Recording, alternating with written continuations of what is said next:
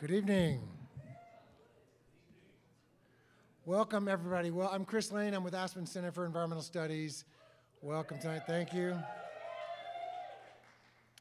Welcome to another Jessica Catto Dialogue honoring the environmental legacy of Miss Jessica Catto. It's where we bring environmental doers, environmental thinkers, environmental action people into Aspen, into the Roaring Fork Valley. Here with ACES. And if you don't know, those who don't know ACES, the work we do focuses on environmental science education, climate work, forest health, civic leadership, as well as, tonight, regenerative agriculture and agriculture. Tonight, we're going to delve into food systems, the policies that guide them, the impact agriculture has on our environment, inefficiencies and uses of land, as well as the agriculture exceptionalism that exists that protects industry from oversight. We'll then discuss how regenerative agriculture practices offer a more sustainable option that uplifts animals, people, as well as the planet. We have three special guests tonight, three speakers, and the way this evening is going to work is our first speaker, Peter Lehner, is going to give a talk. And then we're going to have our other two speakers join with a Q&A, just among a panel discussion. And then we're going to open the evening up to all of you with any questions you may have. Peter is the managing attorney of Earthjustice's Sustainable Food and Farming Program, deploying strategies that promote a more environmentally sound agriculture system. And from 2007 to 2015, Peter was the executive director of Natural Resources Defense Council.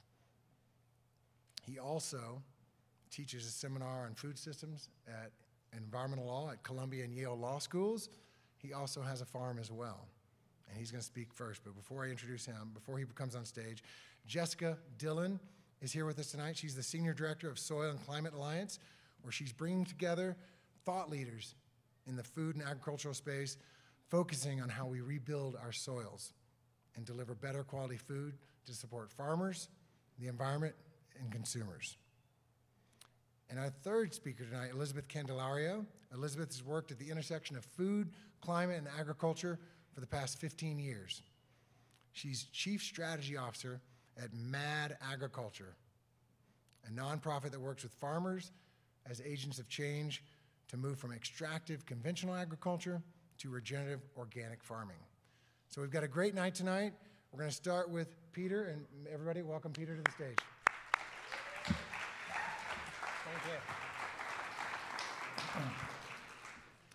Thank you, and thank you to ACES for having me here. What an extraordinary organization this is. We've only been here, my wife and I, for a few days, but we've visited all three ACES campuses, and it's really quite inspiring. This morning we were at the Aspen facility and walking around the area there and saw a kindergarten class all fascinated watching a family of bears on the other side of the little lake there. And it was hard to think, it wasn't clear which group of cubs was more interested in the other ones. But it was a really wonderful vision of what ACES does, teaching about the environment to this new generation, which is hopefully going to be taking over, and really a wonderful introduction to your tremendous organization. So thank you for having me. And thank you very much for talking about the future of the food system, because it's a system that we often take for granted. We care a lot about it. We think about what are we eating, and we make our choices because of whatever reasons, taste or friendship or whatever.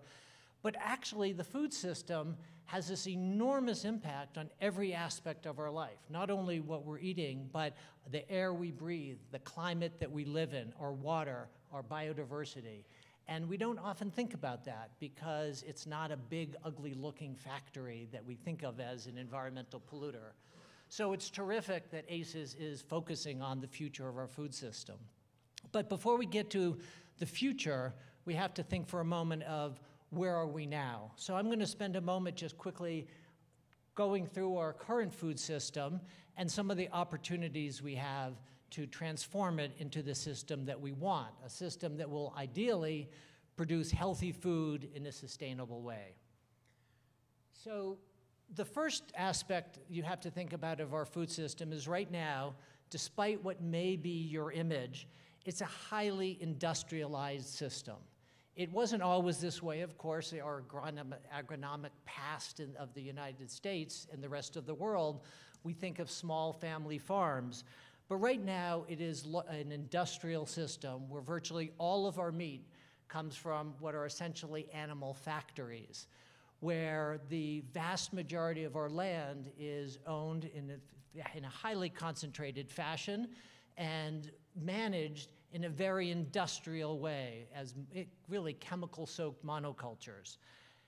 And part of that is also that constant industrial aspect is also its concentration. It is not the system that, again, the United States grew up with farms everywhere. It is highly concentrated, whether it be the meat industry or the pesticides or retail or land ownership, and it's also very heavily divided. Because of our history, it is a farm system where it is almost entirely run by whites, and the labor on the farms is almost entirely people of color. It is also, and this is one of the underappreciated parts, it's what uses our land. We may think of environmental impact of a factory with a smokestack spewing or a big mine, but actually that uses very little land. It's agriculture that uses land. I love this map. You can look at it almost endlessly. But you see this big area in the middle, 800 million acres, almost 40% of the contiguous US is used for pasture land, largely, of course, for cows. And then you see that other big one that says livestock feed, which again is about 200 million acres of land to be fed to our animals. And some of that is extraordinarily inefficient. It takes about 15 pounds of grain to get a pound of beef. So it's like driving a car that gets 2 miles a gallon. And that land use impact of our food system is also why there's a tremendous and often under-recognized climate impact of our food system. Because all that land use has a climate impact in addition to whatever greenhouse gases are being emitted from that. Because that land is land that could be sequestering carbon. If it were a healthy grassland, healthy soils, healthy forest, it would be sequestering carbon, storing a tremendous amount of carbon. But the way our industrial agriculture system now manages most of that land, it is essentially dead from a carbon perspective. So we're losing the opportunity of this enormous this chance to store carbon in these soils because of the way we're managing this vast amount of land. In addition, this industrial system that uses all this land is right now, unfortunately, highly polluting. And you probably all know this, but it is the biggest driver of water pollution right now in the United States. You may not know that it's air pollution from industrial agriculture actually kills more people every year than coal-fired power plants. And it is also probably in any one of you, if you took a blood sample or a urine sample, you'd probably have maybe 200 synthetic chemicals inside you. Probably at least half of those came from the food that you're eating. The others may have come from your water or your air or other products around your house. And for me, one of the most frightening aspects of our industrial food system is antibiotic resistance, which we all just suffered through the COVID pandemic. Right now, antibiotics, of course, we all use them sometimes when we're sick, our kids are sick, and they're really these extraordinarily important and wonderful drugs. 70% of our antibiotics are actually not used to cure sick people. They're fed routinely to animals in their food or their water to compensate for the unsanitary conditions that the animals are kept in. And that, of course, drives the risk of antibiotic resistance that already kills about 35,000 people a year in the US alone. So it's a system that definitely should give us a little bit of pause. And the underappreciated part of it is how much climate change it drives, about the same as our transportation system.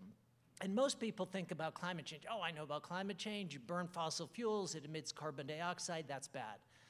Agriculture uses some fossil fuels in tractors and ventilation fans and irrigation pumps, but most of agriculture's contribution to climate change comes from different sources. It's from cows that are belching methane. Their guts are different than yours and mine, so when they eat grass and then they breathe out, they're breathing out methane, unlike the carbon dioxide that you and I breathe out. All of those animals that we produce in this country, we slaughter about 18,000 animals a minute for our food system in the country. Those 18,000 animals, before they were slaughtered, produced a lot of waste, about 50 times the waste that humans produce. And most of that is treated actually pretty poorly, so it releases a tremendous amount of methane, which is a greenhouse gas about 80 times stronger than carbon dioxide, and nitrous oxide, which is about 300 times more potent. And then we have all that cropland. You saw that 400 million acres of cropland, which on average farmers put about twice as much fertilizer as their plants can take up. And that fertilizer has to go somewhere. It doesn't just vanish. Some of it runs off into the water, causing the water pollution I mentioned. And other parts of it go up into the atmosphere as nitrous oxide, this potent greenhouse gas, which is also our big ozone depleter. And then we've got the challenge that all of this agriculture, as I mentioned before, uses all this land that could be sequestering carbon, but isn't. So put all of that together, and you have a contributor to climate change, more actually than our transportation system. And one way to think about this is, no matter how successful we are in decarbonizing our economy, in going to clean energy, clean transportation, clean buildings, clean everything else, if we don't change our food system, we face catastrophic climate change. So that's the bad news. Now we get to the good news. The good news is, as many of you know, there's lots of things we can do. There's ways we can grow our food that is in a much more healthy way from an environmental perspective, a climate perspective, a wildlife perspective, and a climate perspective. And I won't go into all of these. I think this audience, you probably know a lot of these opportunities.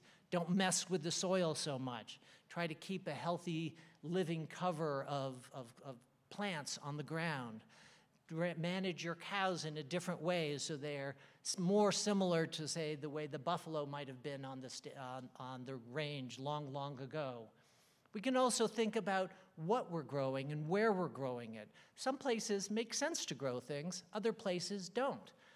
So there's a lot that can be done, and many of the people that ACES works with are trying to accelerate adoption of those practices around the people around here. But I look at this from the policy perspective.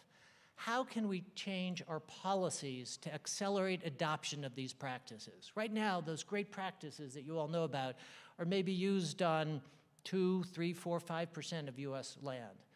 We have to get them used on 95% of US land. So how do we get there? Well, most of the time, if you think we've got an environmental problem, let's look to the environmental laws. So we look to the Clean Air Act and the Clean Water Act and our laws and our land policy laws and think, wow, let's make sure those don't allow this environmental pollution. The challenge there is that they don't work very well. They were written in 1970, 1972, when farming was very different than it is today. And as a result, they largely exempt agriculture as it is today. They really don't. The Clean Air Act has no restrictions on air pollution from these animal factories, even though they're some of the largest producers of methane, of hydrogen sulfide, of ammonia. The Clean Water Act has very few limits on water pollution from these either animal factories or those 400 million acres of cropland running off with pesticides and fertilizers. And so we have to really think about what can we do and how can we reform those laws.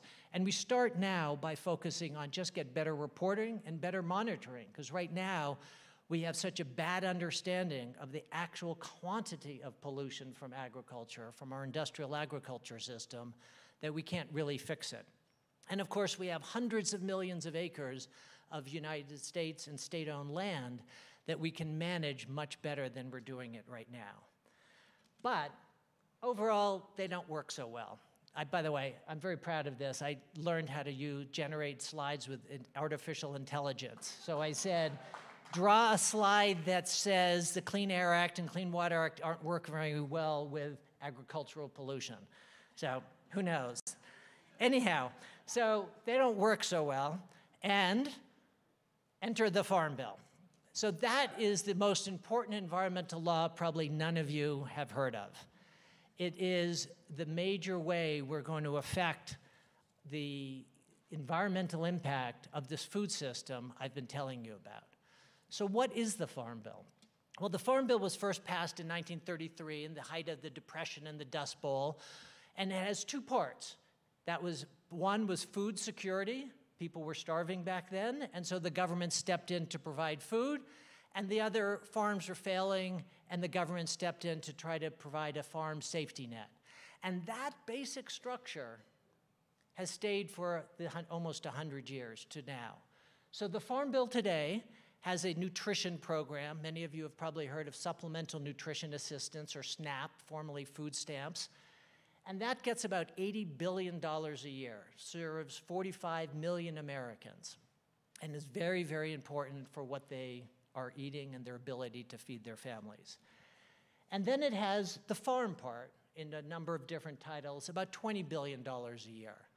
And I'm going to go through this sort of a little quickly to give you a sense of this in sort of by biggest of these programs.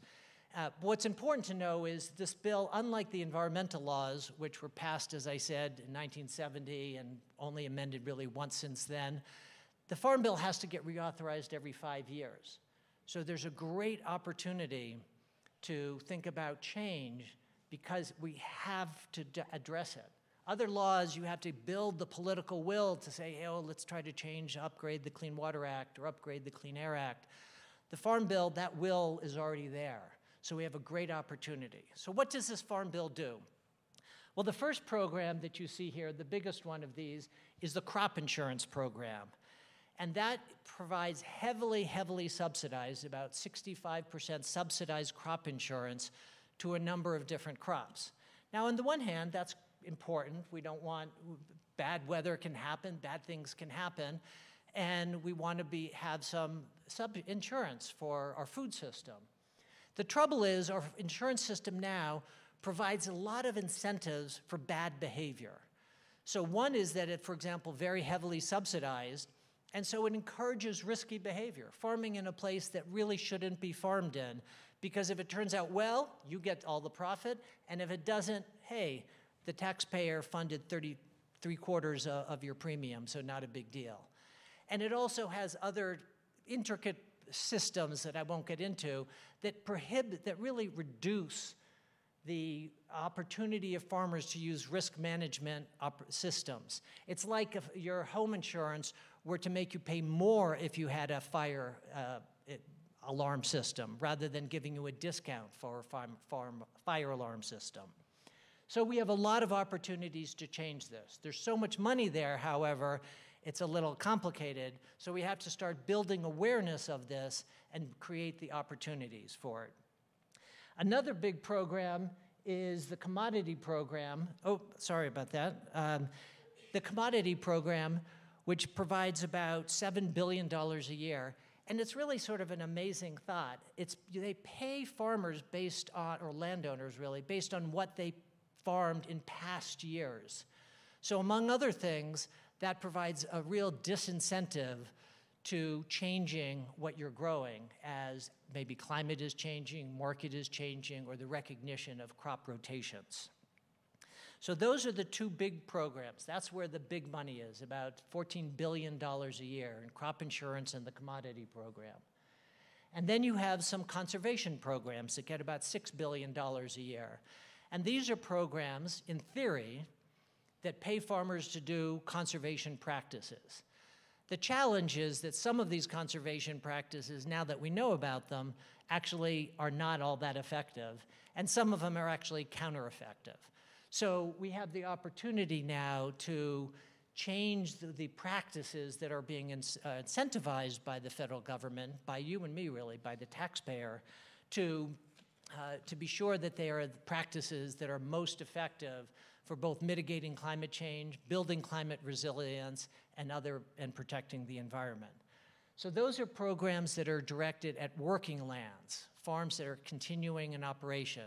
There are also programs that take land out of production, sometimes temporarily for 10 or 15 years, and sometimes through an easement long-term.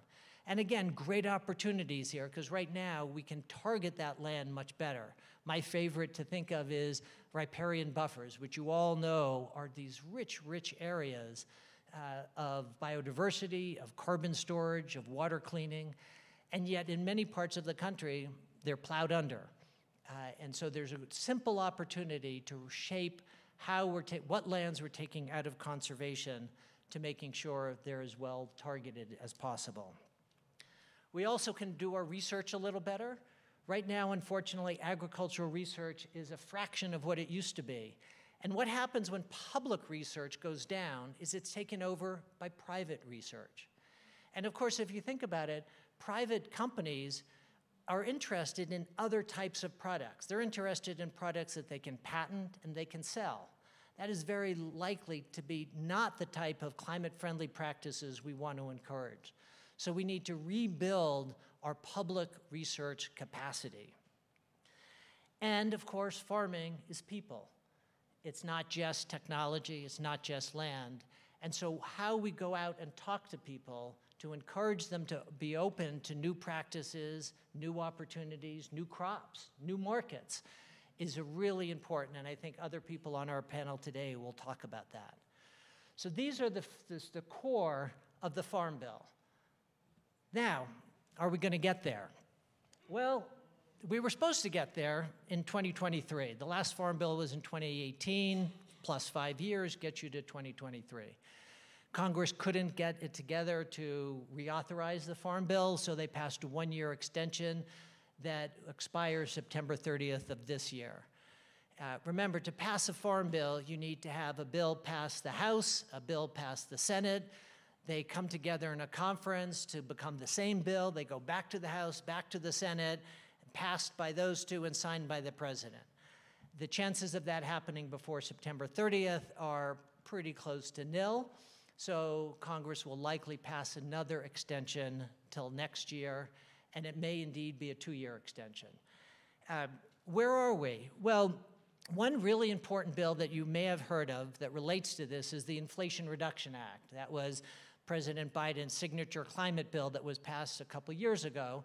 And you probably heard about it as funding a lot of road improvements and clean energy projects and all of those good things. But you may not have heard that it also provided $20 billion over 4 years to these conservation programs I mentioned before, but with a twist, to conservation practices only that will help reduce net greenhouse gases. And this was the first time Congress acknowledged that agriculture contributes to climate change. As recently as, yes, it deserves a big, big applause.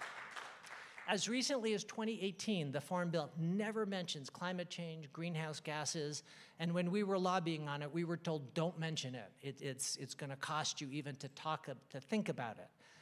And so this Inflation Reduction Act provision for $20 billion for climate-friendly conservation practices is enormous momentum that we have. Of course, like everything else, it becomes a political football.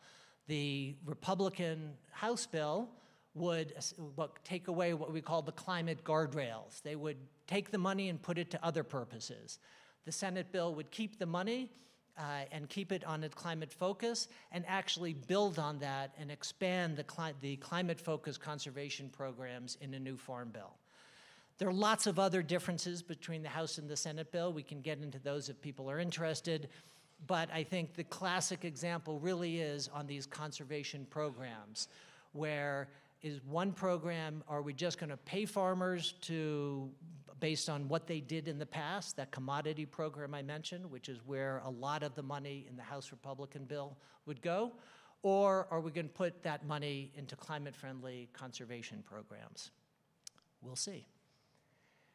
Before I finish, I just want to say, to put this into context, I talked about the environmental laws. They're not working so great, but there's some opportunities there. There's the Farm Bill, which has tremendous power. And if you think about this again, usually you have to find money if you want to subsidize something. The Farm Bill already has the money. We just have to redirect it a bit to be sure that we're subsidizing good things rather than bad things. But there's other levers that we have that we can think about.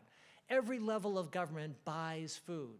The federal government, states government, local government.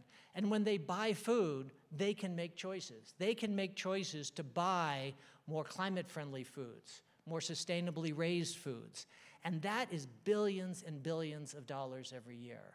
It's a lever that should not be forgotten. We can also think about waste. We now produce so much food that we waste almost 40% of it. And that costs the average American household almost $2,000 a year, where they buy food and it gets thrown out. Lots of opportunities to reduce waste at every stage of the system. And one area that we haven't focused on, because we're talking about the food system, but an important part of agriculture, is we now use 60 million acres. That's as if every inch of Indiana and Illinois covered with corn and soybean to put in your gas tank. And that may be politically popular, but it's actually a crazy program.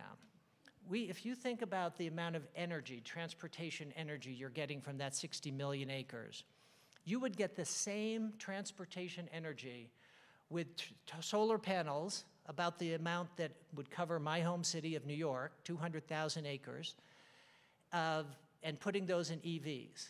And you would then have 59.8 million acres left over to start sequestering carbon, providing food to other people if they need it around the world, or doing whatever else. So we have this great opportunity to reform our energy laws and as they relate to crop-based biofuels. And then lastly, there is technology. There's a fair amount of technology being done in this area, not as much as in other areas. And some of it, frankly, may not be so great, but some of it might have great promise. And technology is sort of an interesting thing. Some love every aspect of new technology and some hate it, but like everything else, it's up to intelligent, educated folks to think about how can we take the best of it and help create a more sustainable food system. And then there's lastly what anyone can do themselves. Your own food choices make a huge difference. They probably, if you think about your personal carbon footprint, your personal climate impact, it's flying and what you eat, and the ability to change what you do. In some areas, how often do you buy a new refrigerator or a new car? Not very often. You make food choices 3 times a day, and you can make an enormous impact by your food choices. So it's a policy opportunity we have at every level of government. It's a personal opportunity we have. And if we take these opportunities, we can really create a food system that creates healthy, sustainable food that employs people in good jobs and creates communities that are still vibrant. Thank you.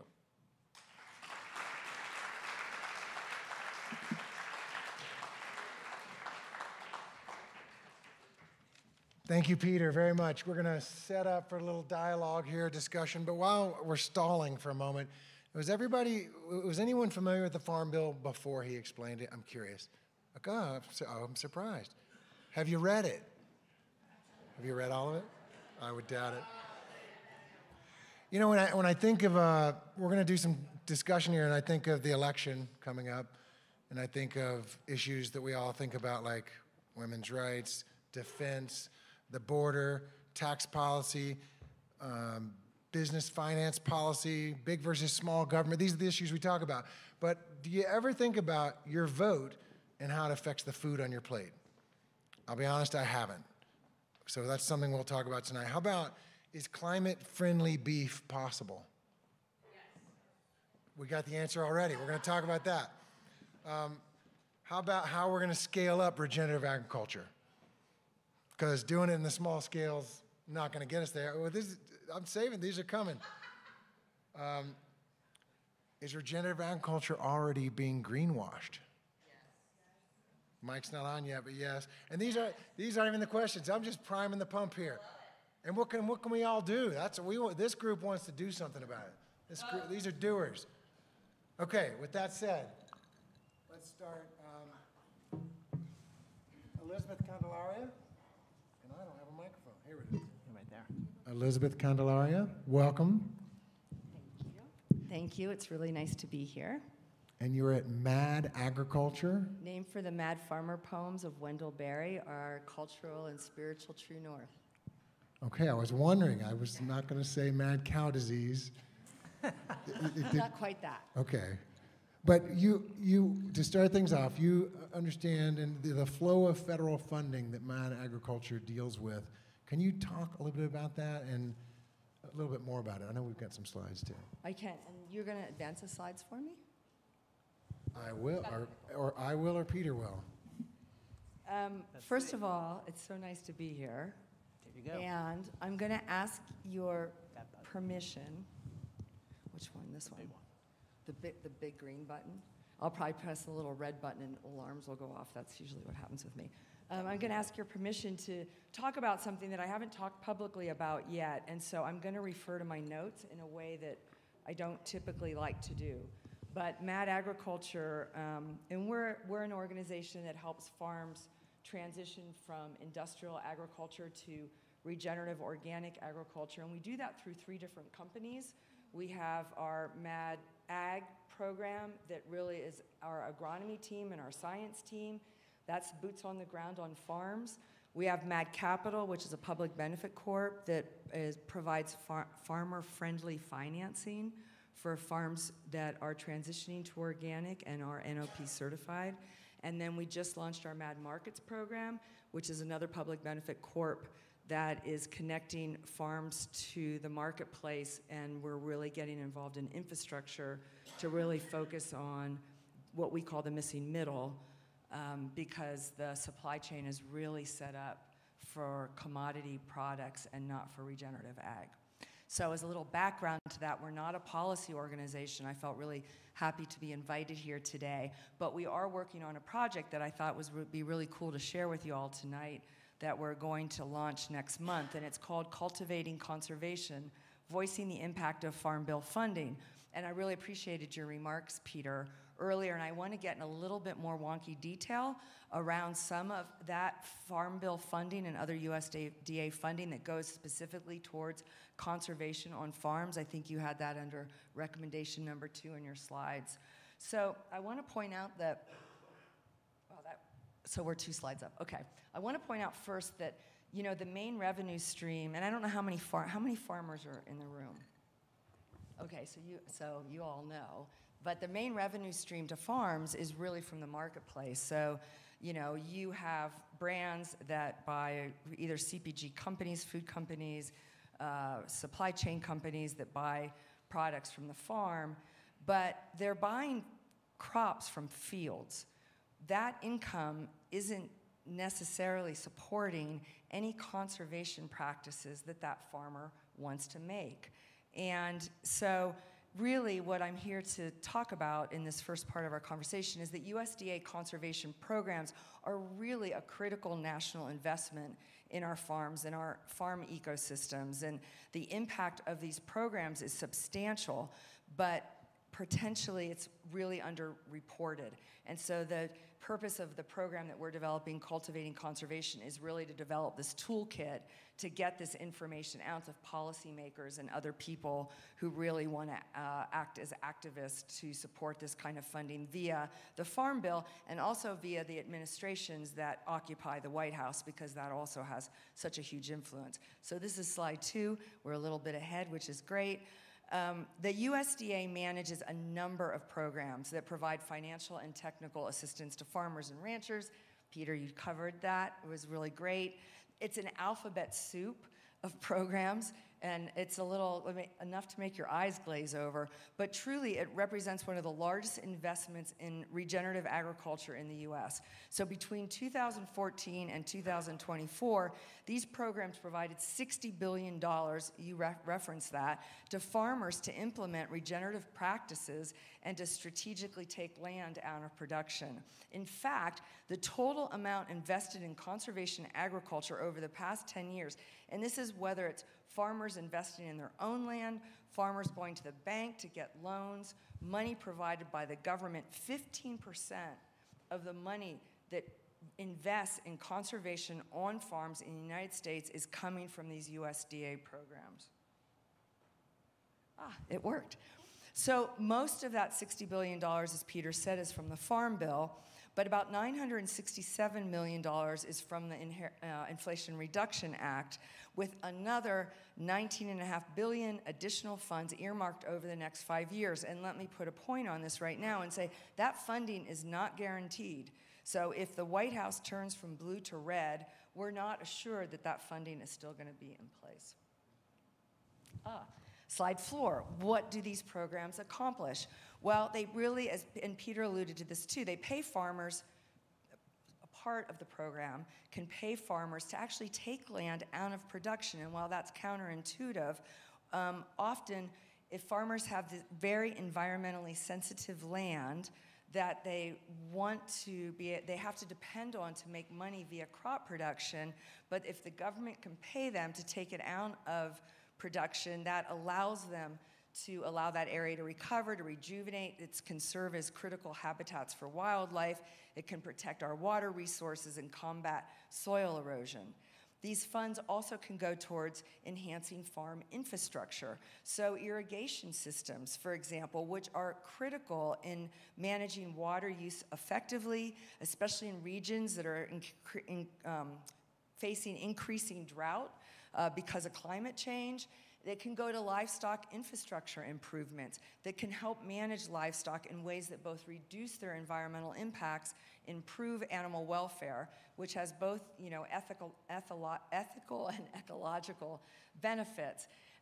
These funds can encourage the planting of cover crops. So you all know, I don't have to tell you, that cover crops are critically important to protect and enrich soil, prevent erosion, and enhance biodiversity on the farm.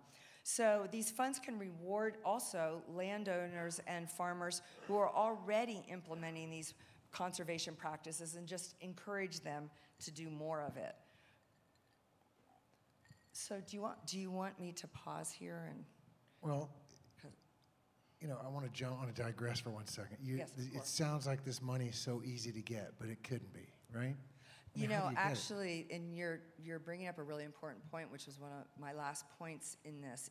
Only 30% of farmers that apply for these conservation dollars actually get them. So that shows that there's just this huge need, and that there's farmers out there that really want to adopt these conservation practices, be more ecological in their agricultural approach, but they can't because they don't have the support to do it.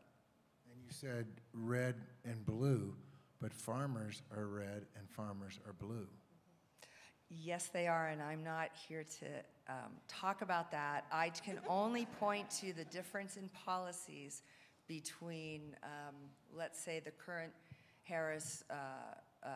Biden-Harris administration, and we can look at the environmental policies from somebody who's already been in office with the Trump administration, and we can get more into detail about that, but there's already such a clear choice in terms of what the impacts of these two very different administrations would have in agricultural policy, especially as it relates to these kind of federal dollars that are flowing through the USDA and the Farm Bill.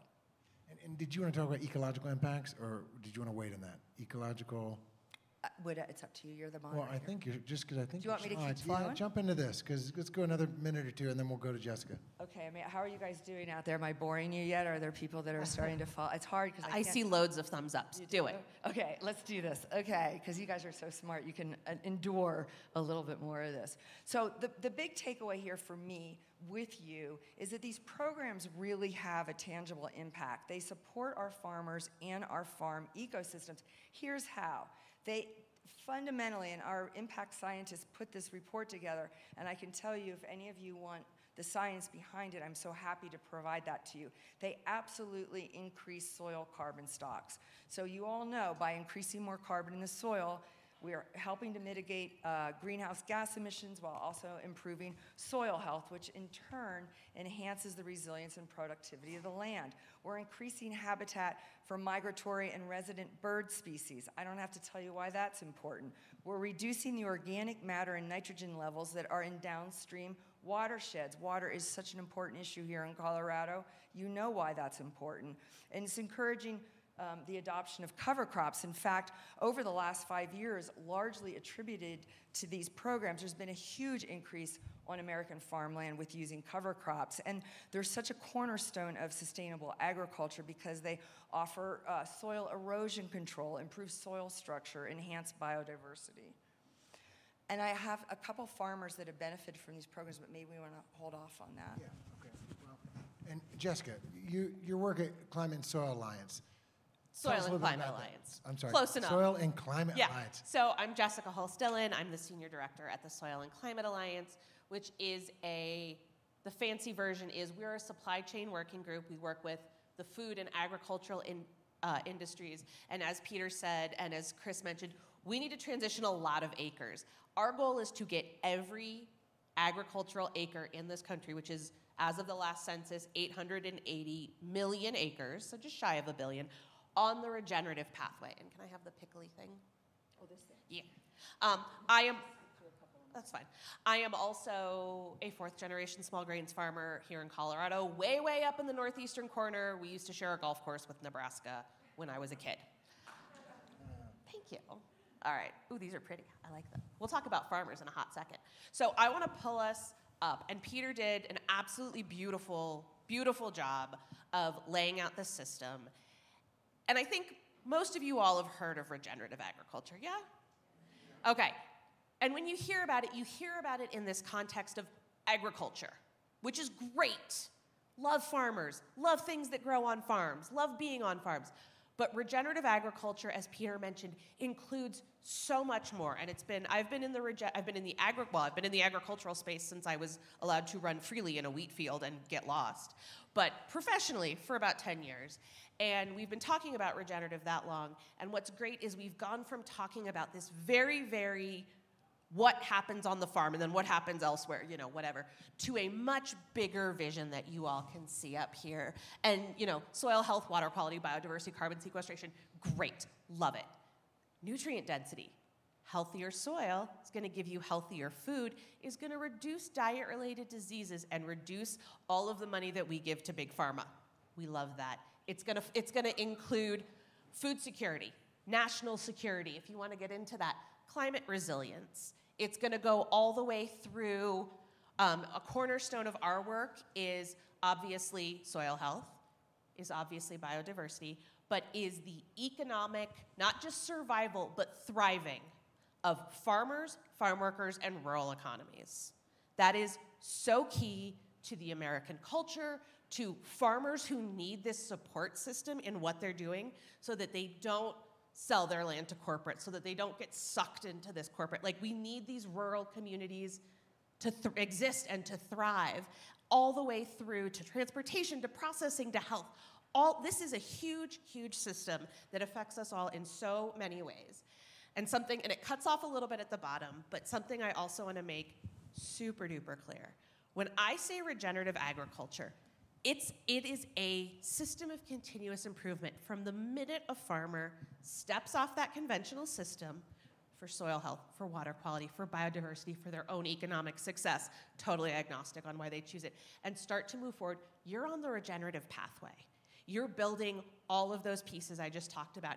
It goes up to organic. We're here to support organic, to go through organic, to regenerative organic, to biodynamic. This is a whole big, beautiful system, and we have a lot of work to do, and we all need to be working together and supporting together. If you start on regenerative and become a certified organic farmer, that's amazing. If you go to ROC, God bless you, because that is so much paperwork, that is so much work, that is so much trust.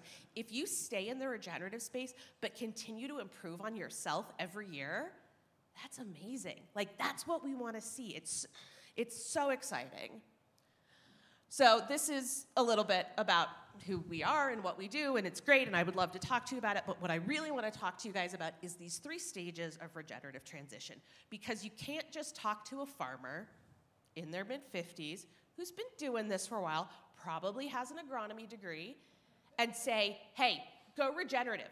Get rid of everything you know and start doing it that way. That's terrifying. That's terrifying in any industry. So we break it down. Beginning is stepping off that pathway. It's learning about soil health. It's building your 3-year regenerative farm plan, which is absolutely going to change in 3 years, because 3 years is a long time in farming. My farmers all know this. After a couple of years, you move into this progressing stage where you've done a couple of these practices and you're ready to do more, because once you start doing regenerative practices, they build on each other, and you see that, and you see the benefits, and you see the reduction in synthetic inputs and in fuel use. And if anybody's interested, I have tons of farmer data on this. I would love to share it with you. My farmers are some of the best people ever, and they're very, very generous. You get to leading. I don't know if any of you have heard of Rick Clark or Gabe Brown up in North Dakota, Will Harris. I call them the big bad granddaddies of regenerative ag. They've been doing this for like 20 plus years. They don't call themselves regenerative farmers. They're still learning. That's where this is fun and scary, because even the leading farmers who've been doing this 10, 15, 20 years, there's still things to learn. The soil is changing. The climate is changing. I don't know if you all knew that. So we have to build on this, and we have to keep learning and iterating. So Peter did an absolutely perfect job of saying, who is farming? Landowners, real white. People who work on farms, not so white. And so this is a great slide, which I really, really love. And the piece I really want to draw your attention to is the blue and red bars over on the side, because it's really exciting. The average age of the American farmer is coming down, which is amazing for 2 reasons. A, if you've been a farmer your whole life, you should get to retire. And you should get, my grandfather, he retired, but he still drove the tractor 1 day a week because he was a farmer for 84 years of his life. But he did it for fun. But retire, go on a vacation, visit the Liberty Bell, go to Paris, whatever brings you joy in your life. What we're seeing is this really cool bump in the hold on, I don't have my glasses, like the 35 to 55, because young people are farming. Next generations are taking over. Again, 4th generation farmer right here. And the youths, the younger folk, are coming in, and they're really focused in this idea of regeneration. They know what the system is. They don't like it. They want to change it. And they are coming in. We've got 3rd, 4th, 8th generation farmers. We also have 1st generation farmers who don't have this family background, who are coming into it, and they don't have anything to unlearn, which is super, super exciting. And I think, is that the end of my slides? That's the end of my slides. So yeah, and I love, this is where I get excited, because yes, we're talking about the whole system. This starts and ends with farmers. If we don't support farmers, if we don't work on this farm bill, if we don't turn it into a regenerative farm bill, farmers cannot farm. And then we're just eating Soylent Green. And that doesn't sound like, I'm Italian. Food is culture. Food is inviting people over and feeding them and having conversation. And, your kids are running around and causing trouble and they're falling asleep under the table. This is culture in every culture I know. And that's what we've got to protect, and that's what we've got to focus on. So Thank you, Jessica. And let me jump off of that, but this is for any of the 3 of you. You almost touched on it, and this is back to, well, thank you for the applause. You almost backed into how are we going to, the question we get at Rock Bottom Ranch all the time is, it's great what you're doing, but how do you scale that up? And your one slide talked on the process, but it didn't talk about how you get, I don't know, what % of farms are regenerative at this moment. I imagine a minority, 1%. Okay, so how are we going to get the 1 to 70, 80, 90%? And this could be for any of you. Well, I would say that 1% is organic, but there's a lot more farmers that are practicing regenerative. And I always like to say farming is a journey, it's not a destination. So the idea is to get these farmers on the path of continual improvement. And most of the farmers that we work with, actually all the farmers we work with, they want to be on that path. They just need support. So the idea is to really identify what those obstacles are that those farmers face and really to provide them with solutions for those obstacles. And I think that's really going to help us. And I don't think the issue so much as scale as replicate. I think scale is kind of a idea that we need to get out of our minds, and it's more like how do you create farm systems that are replicable, that other people can pick up and learn from.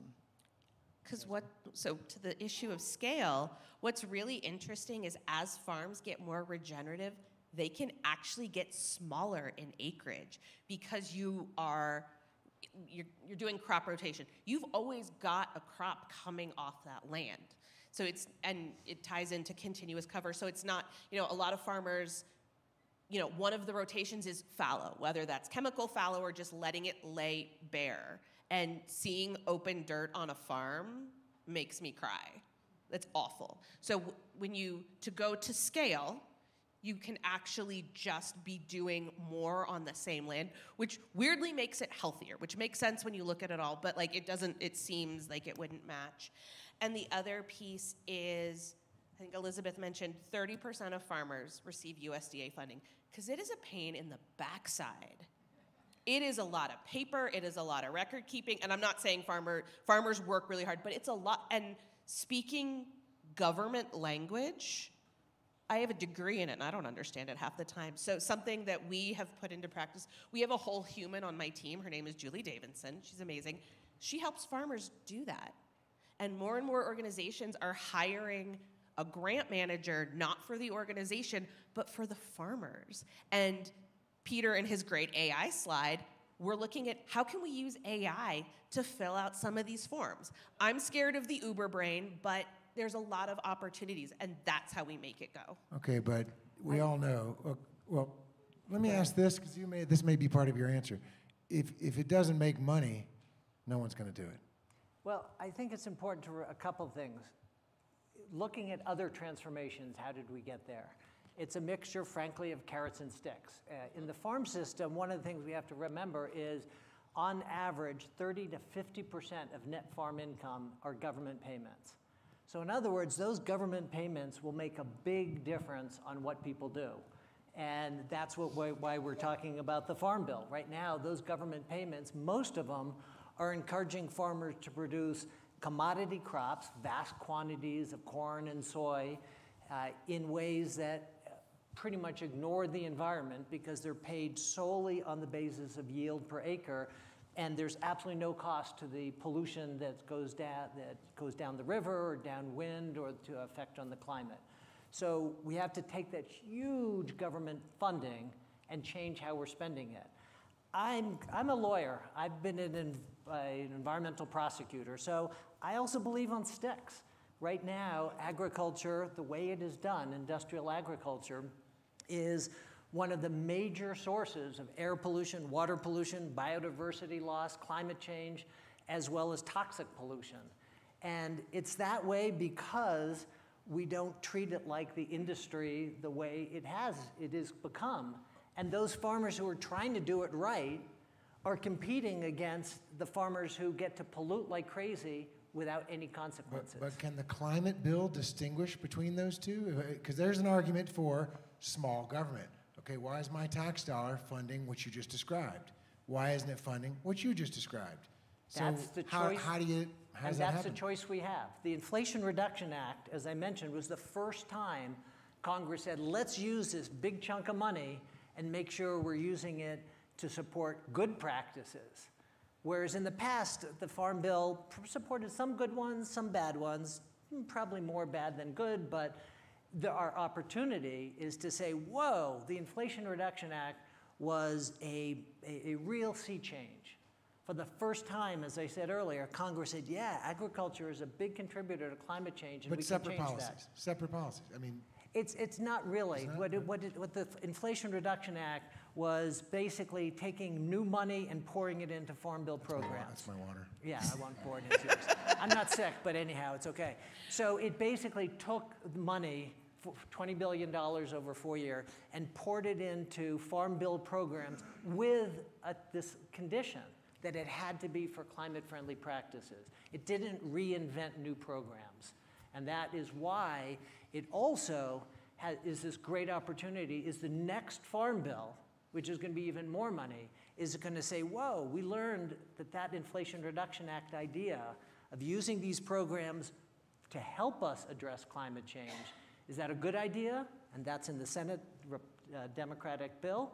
Or is it a bad idea, which is what the House Republican bill? And just really quickly to clarify Peter's point, when you pour the one water into the other water and you raise the baseline of the funding, that was intended to be a permanent raise with permanent climate, so the guardrails. And that's, again, looking at the differences in the bills, the House wants to say, no, no, no, you got extra money so we can actually pull some money out. And the Senate is like, no, no, no, that money is gonna stay high and we're gonna add money. And really quickly to get to Chris's original question about how did we get to a point where the government is funding bad stuff? It's because the second most powerful lobbying group in this country behind the military is Ag and Pharma. They spend the most money lobbying members of Congress so that the practices reflected in the Farm Bill are the ones that cause farmers to buy things like Roundup and 2,4-D and back in the day, DDT, things that are really, really bad. So, and again, this is where my call to action will, irregardless of it being an election year or not, vote. Call your member of Congress, be super duper nice to the 18 and 19-year-olds who answer the phone. That was me a long time ago.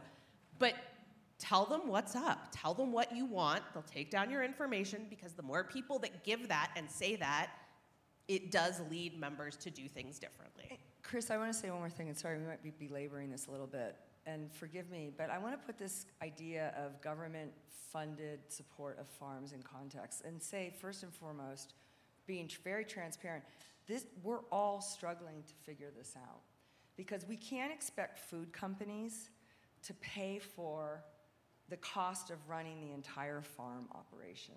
We just can't, and I straddle both worlds.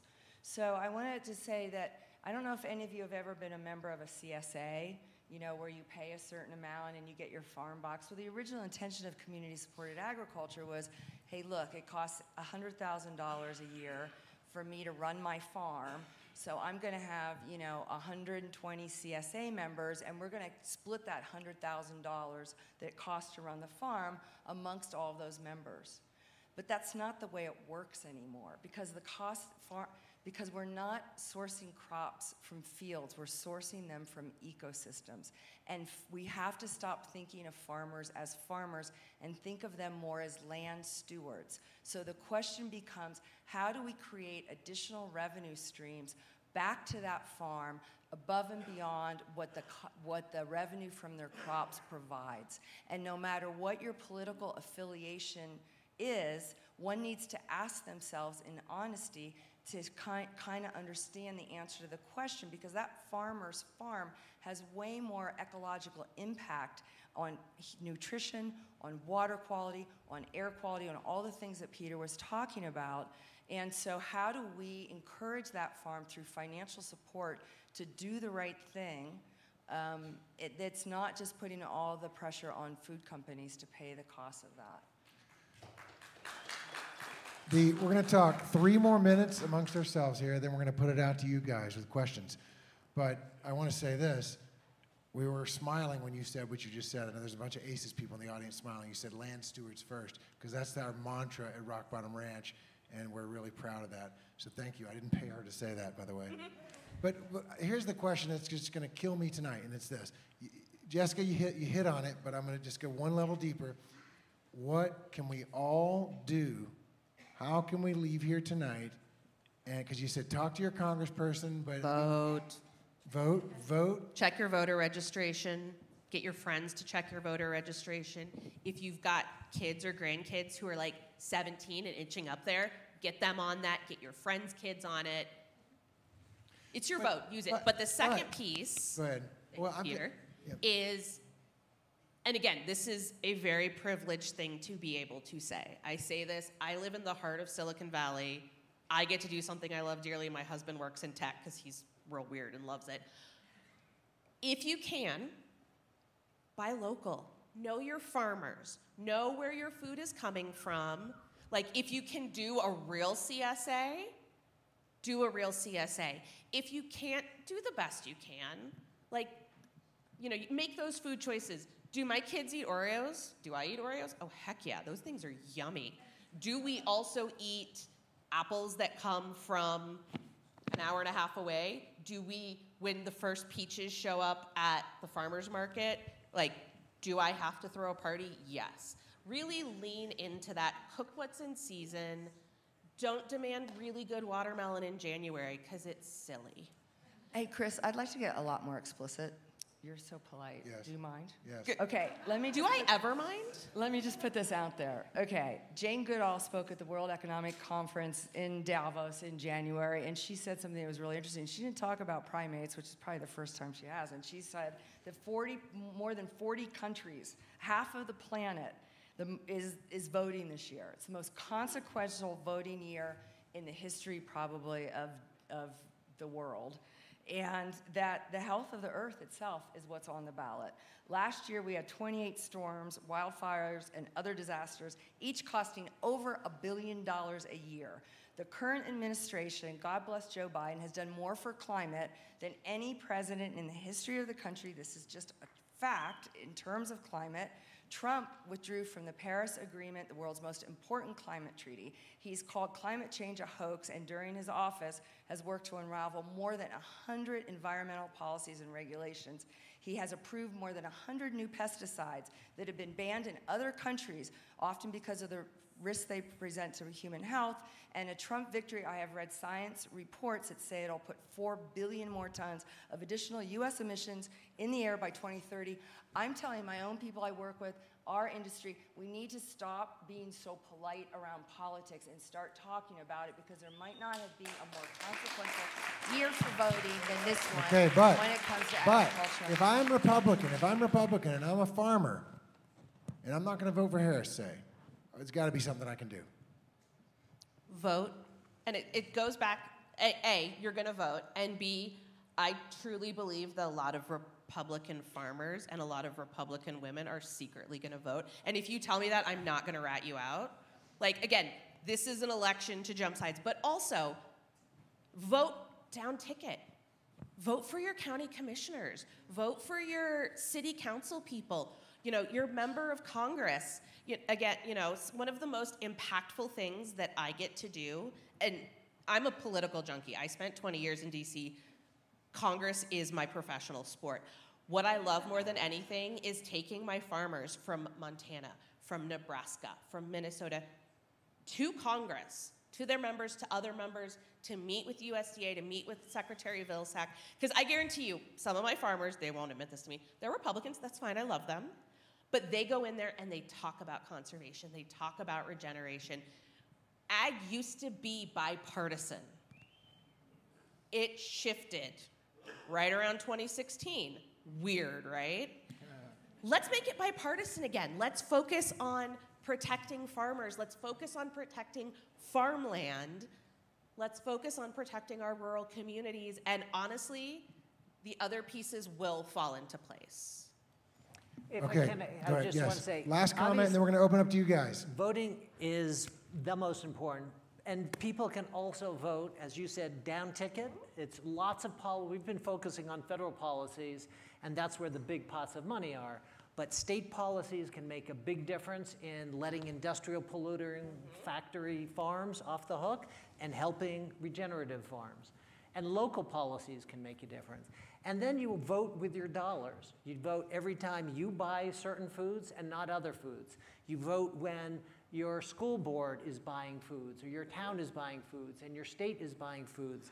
And you can have a lot of influence in a much smaller way through the procurement system. And money talks. I love that. I love that, because you can do it with everything, every single thing you buy. Okay, questions. Do we have a microphone going around? Morgan, Rachel? Applause for our group here. I'm gonna select. We've got one right in the middle here. Okay, A gentleman who I'm Jessica, I'm gonna 95% sure is a farmer. Jessica, I'm gonna select so that I can be bad guy if necessary. I'm gonna leave you. I'm gonna What do let you you. from the farmer? But I'm gonna go. Let's do who is it right in the middle, right here? This gentleman with his hand up with glasses, who is standing up with a white T-shirt. My question's for Peter. Are you suggesting that a healthy stand of wheat or corn doesn't sequester carbon? The way it is largely grown today sequesters far less carbon than it could be doing. So again, I look at this not from the perspective of the ideal farm, rock bottom ranch or whatever that is doing things just right. I'm looking at the fact that 98% of American cropland is managed as monoculture. It is soaked in chemicals, and no, it is not sequestering much carbon. It could be. That's why that slide of land use is, I think, so powerful. You've got over 1 billion acres of land devoted to our agriculture system, and most of that, probably 95% of it, is not sequestering a fraction of the carbon that it could be. And so that is a huge opportunity we have. Thank you for that question. The gentleman who has his hand up in the back right there, can't see you. I think you have a beard. Hey guys, Hi. this was a great discussion. Also, y'all killed it. That was really good. I work as a local chef, and I've cooked for 19 years of my life. What is one ingredient, what's one plant that you would really love to see in restaurants? What would you love the community to eat more of and be more excited to eat of for regenerative farming? Oh my God, I love that question. I'm just not even going to ask you guys' permission. I'm going to jump in. So we have to perennialize agriculture if we're going to get to regenerative ag. And so the Land Institute has been working with this one crop called Kernza. And please Google it because it's incredible. So it's a perennial. Say that again. Say the word again. Kernza. Kernza. Kernza. It's a trademark term by the Land Institute, but it's really been hybridized from intermediate wheatgrass. And the idea was we were looking back into the plains to find grasses that could potentially be commoditized and commercialized.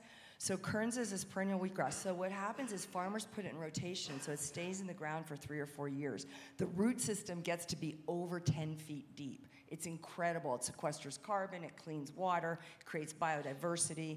And Patagonia Provisions, God bless them, has taken Kernza on as a challenge and is not only making pasta from it, but they're also having they're developing beers. So Patagonia Provisions has like 12 brewers right now that are using Kernza. Also, there's companies that are making pancake mix. It's really great if you just add it as Kernza, yeah. So look into it as a chef, if you're making pizza dough, if you're making bread, if you're brewing beer, they're putting it in whiskeys. It's an incredible perennial grain that I think has a lot of potential.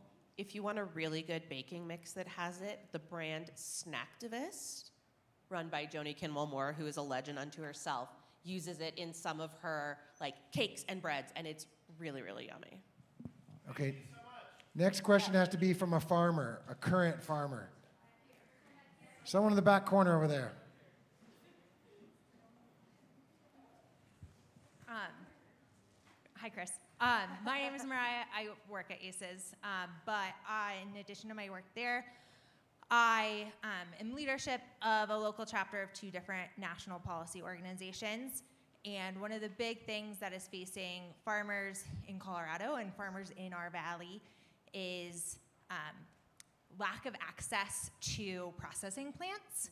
And so we mentioned how important it is to keep livestock on perennial pastures versus feeding them annual grains in concentrated feeding operations.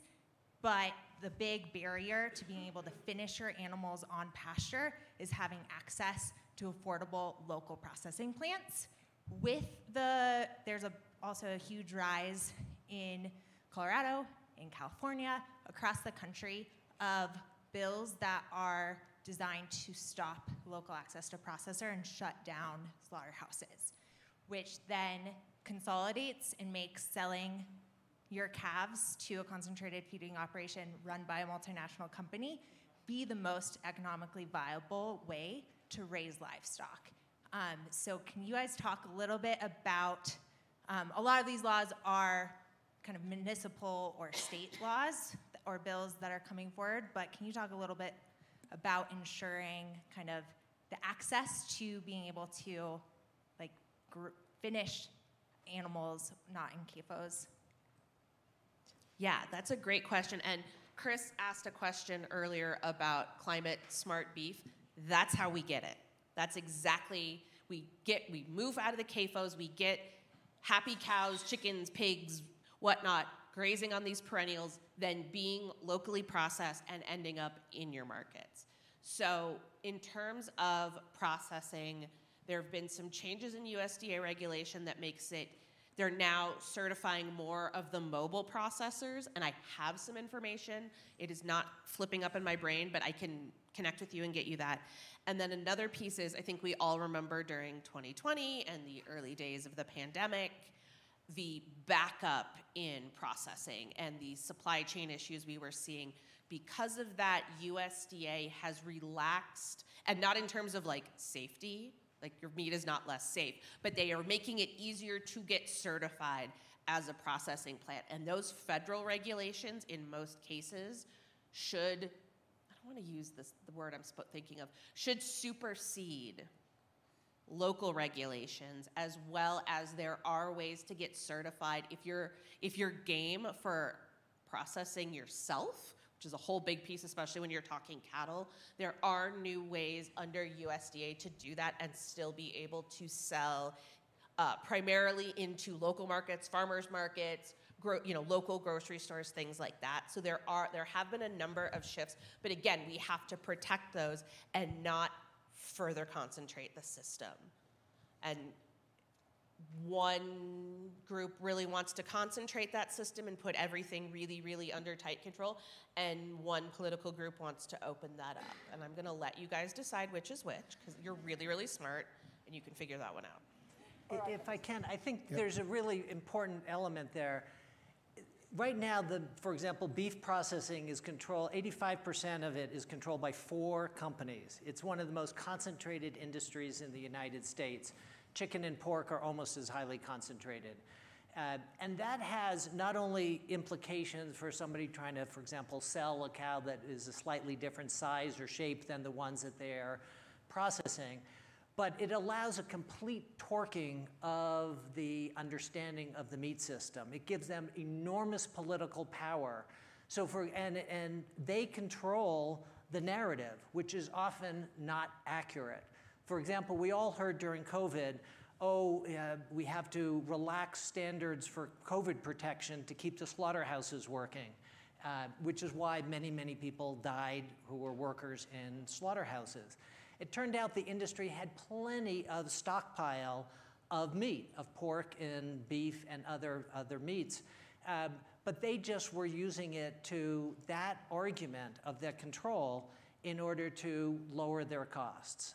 So we have to recognize that this is also they're using to essentially decimate rural communities by this industrialized system. And they're lying to you most of the time about what they're producing. So we have to recognize that it is the effort of selling is just one manifestation of a profoundly concentrated, corrupt, and politically exploiting system. And if we want to make change, you can't really hope to say, we're going to get much better processing plants without really looking at the broader situation we find ourselves in. And one just quick full circle moment when we're talking about the whole system. This same argument that the meat industry is making for why they have to keep the plants running to process is allowing things like 14-year-olds in Iowa can work overnight shifts in packing plants, and that can in some cases be considered school. 14-year-olds. We are going backwards thanks to Kim Reynolds and her administration on child labor laws.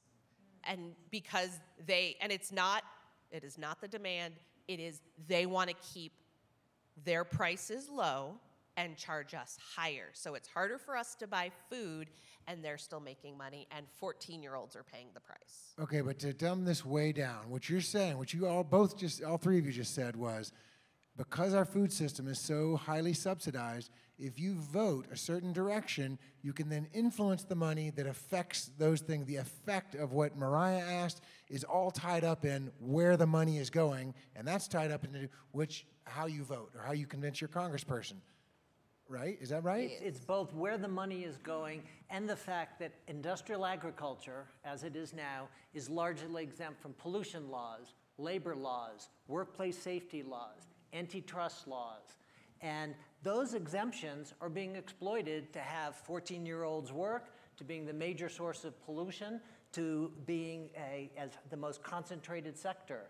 It is exempt from all the laws that essentially have made much of the rest of the American economy, more or less a safe place to work and a place where there's competition and there's decent labor. And that's all good. And I hate to say this, I just hate to say it, but with the increase in food prices we've all seen the last few years, so have they studied the economics of that? Because I imagine some of these things are occurring because they're the cheapest, least thoughtful way to do it. That's a great point, which is exploited politically. Of the food dollar, the farmer gets about 7 cents of it.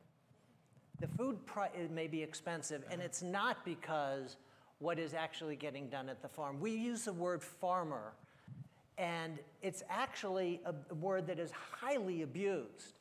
Most of the time, the ones who are supposedly speaking for farmers on Capitol Hill, say, are actually either the companies that sell to farmers, so they want to sell their pesticides and fertilizers, a lot of them at a high price, or the folks who are buying from farmers, the meat packers and the others who want to buy from farmers at a low price.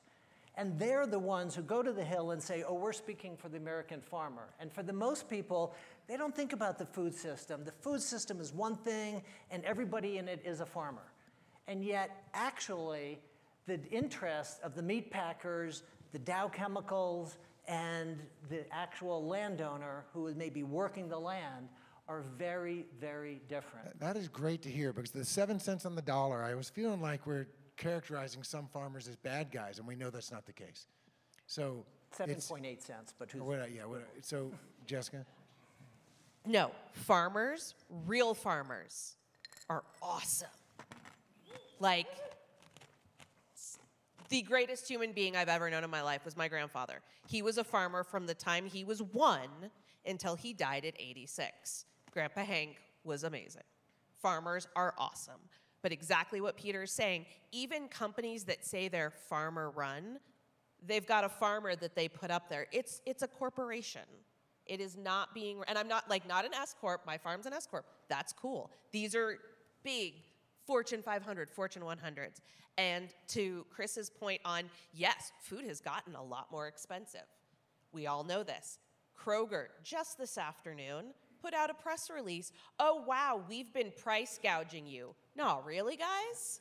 Because in addition to the consolidation in meat processing and animal processing and processing your crackers and your cereal, there's been huge consolidation in the retail space. There's 4 companies? Yeah, that control the vast majority of our retail space. And that's not even including Whole Foods that is now owned by Jeff Bezos, who is actually, they're kind of doing okay. But it has been this consolidation that allows them to tell us what they're gonna pay, what we're gonna pay for them. And oh, you that's too much, we don't care. Because at the end of the day, we still have to eat. We still have to feed our kids. We still have to feed our family members. We still have to feed our neighbor who just had surgery to remove her cancer. And you gotta make her a lasagna because nothing cures you like a lasagna. We're still gonna do these things, but then we're not gonna do the fun stuff. My personal metric for if my farmers, and I work with about 250, If my farmers had a good year, did they take a vacation more than 6 hours from home? If they got on a plane and went to a beach, they had a great year. Yeah. This is my metric. Okay, we're going to run out of time, so who gets the accolade of last question? Okay, I'm going right here, because you raised your hand early.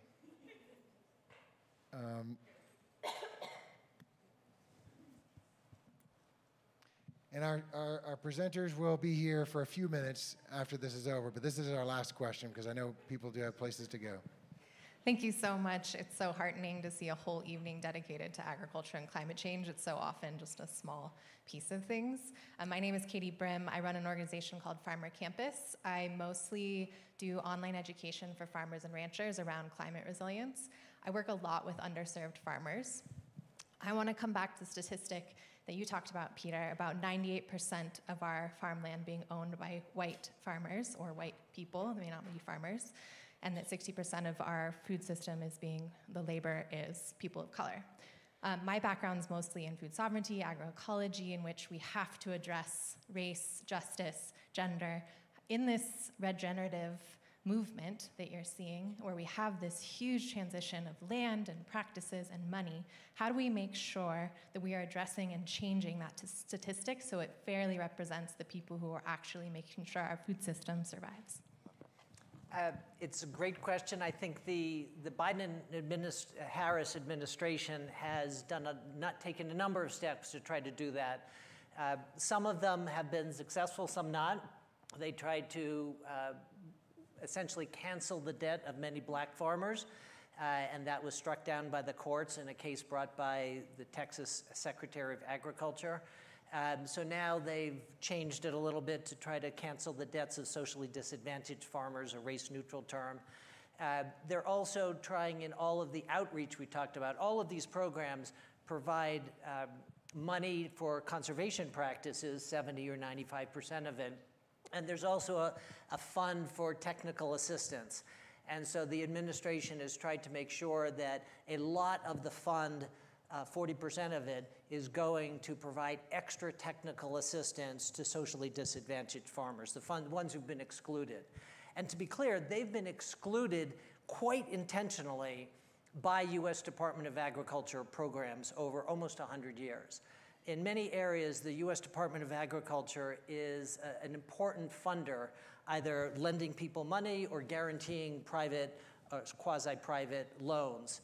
And so if they've discriminated against people of color in the past, even if it's only being delayed, for example, so you have to get your money to plant a week later than other people, you're going to have a less successful crop. And over 100 years, black-owned farmland has gone from almost 20% of U.S. farmland in about the 19-teens to 2% today. And a big part of that was intentional discrimination by the U.S. Department of Agriculture. There's been lawsuits over that, but they're barely tweaking that. So there's an effort by the Department of Agriculture, as I said, to make sure all of these programs are directed at putting extra money in these areas. And that includes HBCUs, the historically black colleges and universities that have been very important as a training ground for additional farmers. It's also been, for example, the most impressive step forward in farm worker protections in history. At the end of the Obama administration, the Trump administration rolled them back. We sued them. They're being reinstated. They've been reinstated under this administration. So there's a lot of things that can be done and are being done, but we have a lot further to go. And state programs also can preferentially direct money towards socially disadvantaged group. That's really important to push. I don't know if Colorado is. In New York, we're doing that, and that can make a big difference. I love when lawyers start off with, we sued them, and then something really cool happens, because usually it's kind of the opposite, which is why Peter's so amazing. One other really important thing, and this is something that is deeply, deeply embedded in the work that we do at the Soil and Climate Alliance and at our mother organization, Green America, is the adage that people can't do what they can't see. So elevate those farmers of color, black, brown, immigrants, women, not out of tokenism, but to give them a place to come into to the limelight, to take their rightful stage as doing something amazing, let people see that, and then make sure you're introducing them to other younger folks or other folks who look like them, who live lives like them, so that they can then turn around and do it. And really elevating the amazing folks to keep encouraging amazing folks. And we're going to conclude, but I want to say this. This issue, the Farm Bill and all these things we've talked about, we just scratched the surface, and it's complex. But if we're going to leave here tonight, we learned one thing, and that's to vote, right? Early and often, as Kennedy said. So thank you to our speakers. Thank you to all of you. And make sure, since I work with ACES, make sure you get down to Rock Bottom Ranch, buy our food. We're just down the street. I'm going to give a plug for Rock Bottom Ranch. Thank you all tonight.